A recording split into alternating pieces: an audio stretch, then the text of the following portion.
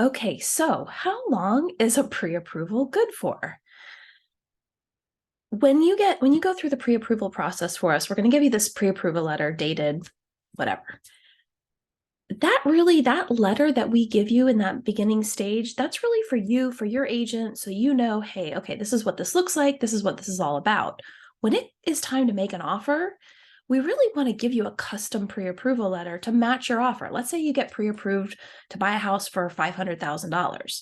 Well, then let's say you find a house and you want to offer 430 and they're asking 450. Well, you don't necessarily want to use that $500,000 pre-approval letter. So that letter that you get in the beginning, we're going to update that. If you're ever in a situation where you have a letter, and we put this on ours, it's been more than 30 days since we've maybe reviewed or touched base on things, especially if interest rates have been changing during that time. If it's been more than 30 days since we've talked and you're making an offer, it's a good idea for us to have even just a 5-10 minute refresh call.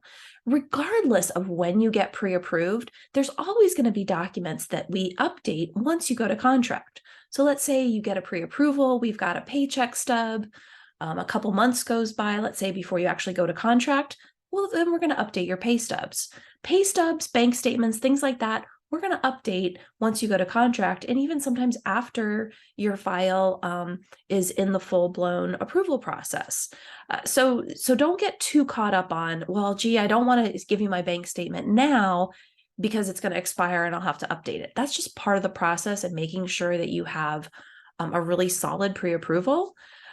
If there's an issue with dates and documents, I do have clients that have gotten pre-approved and they don't end up buying a place until a year later. That's okay. We're going to follow, what your timeline is. It's never too early to get pre-approved, because going through that pre-approval, even if you're not quite ready to really get out there and buy yet, it's an education process that lets you know that you're doing all the things well in advance to make sure you're the most prepared buyer out there. So don't get too caught up in how long is it good for. I think that comes from other lenders that don't want to put in the real work ahead of time to help you in that shopping process. They'd rather have someone go through the paperwork where they know, hey, this person's probably going to go to contract pretty quick, so they don't waste their time. It's not a waste of their time. They're just a different business model. Here at Family Mortgage, we want to help you right from just the initial thinking about buying a house so that you're really as prepared as possible.